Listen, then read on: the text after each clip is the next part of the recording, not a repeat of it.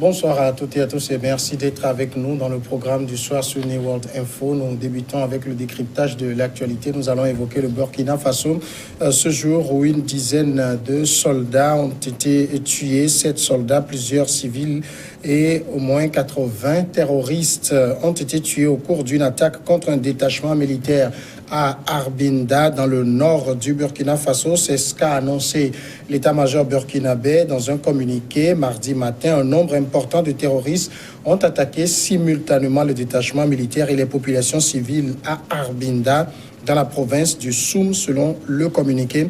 Au cours de cette attaque d'une rare intensité qui a duré plusieurs heures, la détermination et l'audace des éléments du détachement composé des forces terrestres et de la gendarmerie ont permis de neutraliser au moins 80 terroristes. Selon l'état-major, on va y voir plus clair avec notre éditorialiste Mamadou Diouf. Bonsoir Mamadou Diouf. Bonsoir Samuel. Cette attaque d'Arbinda ressemble à s'y méprendre à ce qui s'est passé au Mali il y a quelques jours. Tout à fait. C'est là où il faut s'inquiéter, tout comme se poser des questions, parce que, on le disait depuis quelque temps, l'initiative est plutôt avec les terroristes. Ce qui est curieux, c'est que de plus en plus, il y a les camps militaires qui sont ciblés en bonne et due forme. À la place d'attaque, il faut parler carrément d'un assaut. Parce que quand sur une attaque, on tue 80 parmi les assaillants étaient combien? Pour le Mali, on disait qu'ils étaient environ 500. Ça veut dire qu'on va de plus en plus carrément vers une guerre en bonne et due forme. Puisque quand 80 personnes se déplacent, ils se mettent à découvert. Quand ils viennent attaquer un camp militaire, ça veut dire qu'ils sont vraiment prêts à l'affrontement, puisque les militaires ne vont quand même pas se laisser tuer tout simplement sans pouvoir réagir.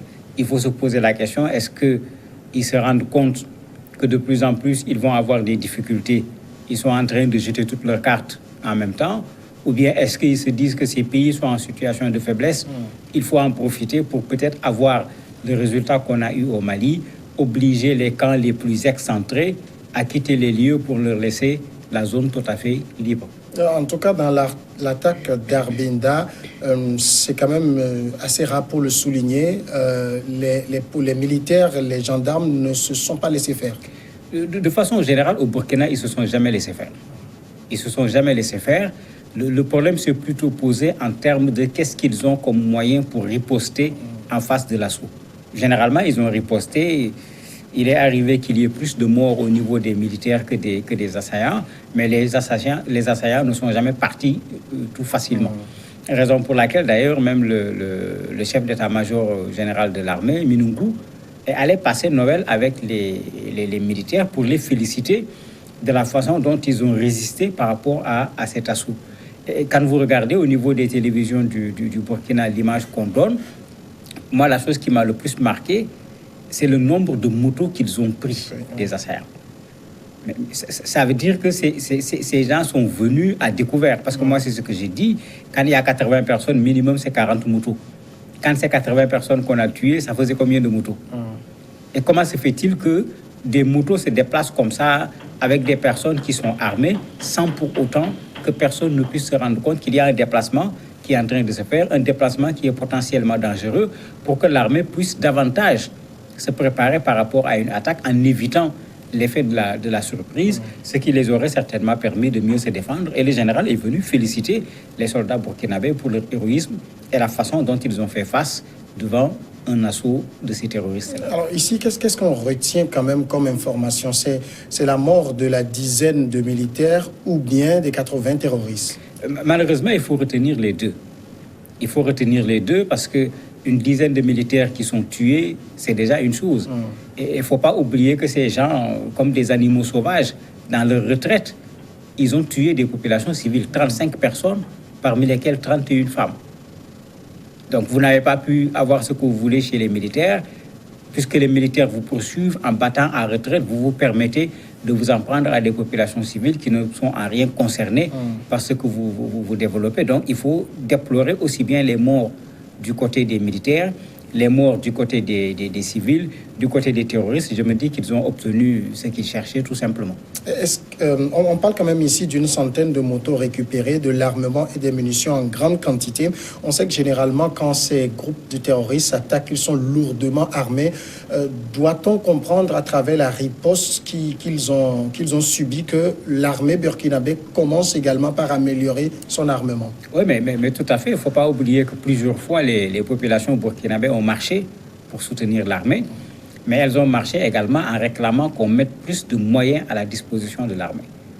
Les militaires même ont grogné. Le camp Guillaume a tiré des coups de feu qui avaient même créé un peu la panique au niveau de Ouagadougou quand on avait tué un certain nombre de militaires, disant non pas on va quitter le front, mais plutôt donnez-nous les moyens de nous défendre et de défendre les populations. Je crois que le message a été entendu. D'ailleurs, même à l'occasion de la fête de l'indépendance au début du mois de décembre, le président de la République parlait de nouvelles acquisitions, y compris sur le plan aérien, pour que les forces de défense du Burkina puissent prendre davantage en charge le rôle en termes de sécurisation des populations. Et je crois que ce qu'on a vu est déjà un exemple sur le fait qu'ils ont revu l'armement au niveau des camps pour que, quand il y a des attaques, que les militaires soient en mesure de répondre avec une puissance de feu au moins équivalente, sinon supérieure à celle des assaillants. Alors malheureusement, si on peut se féliciter de la riposte, il y a quand même défaillance dans le renseignement, puisque vous l'avez rappelé, comment des hommes en ce nombre peuvent se déplacer sans que les renseignements ne soient au courant. Oui, c'est l'éternel problème parce qu'on est dans des zones où les terroristes ont déjà devancé les militaires.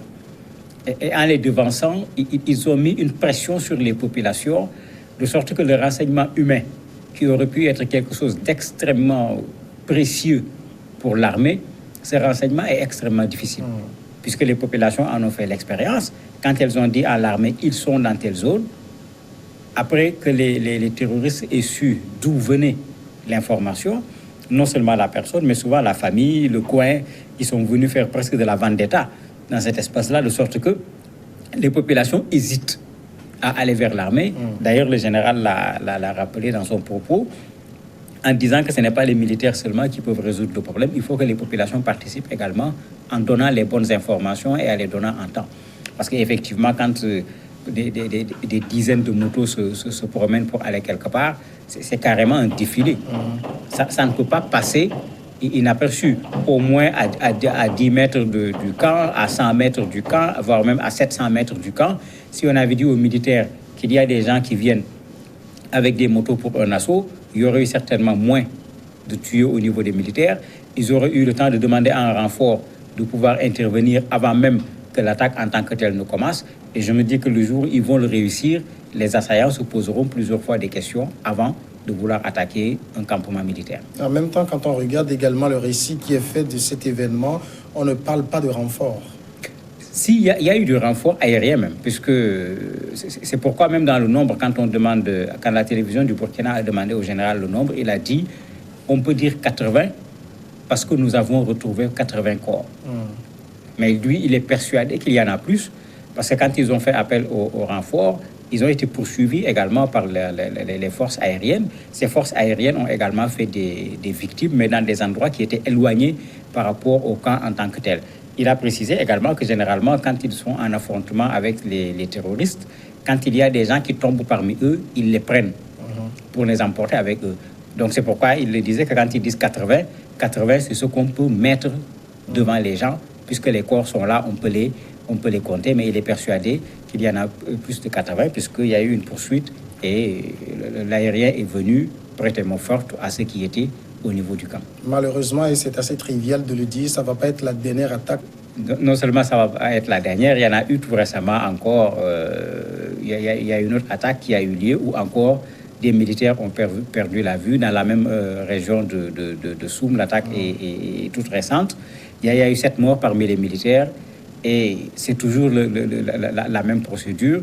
On vient ici avec une voiture piégée, on fait exploser et puis on essaie d'affronter les militaires. Il y a eu des victimes au niveau des militaires, des victimes également au niveau des assaillants. Donc, c'est la preuve que ce n'est effectivement pas la dernière attaque, puisque le Burkina était même en deuil, puisqu'on avait mis les drapeaux en berne pour 48 heures. Et c'est pendant qu'on était en train d'observer ce deuil national qu'ils ont attaqué à nouveau au niveau de la même région. Mamadou Diouf, merci d'avoir répondu à nos questions. C'est moi qui vous remercie. Nous allons maintenant observer la pause. Elle est très courte et juste après, on reçoit l'invité de ce soir.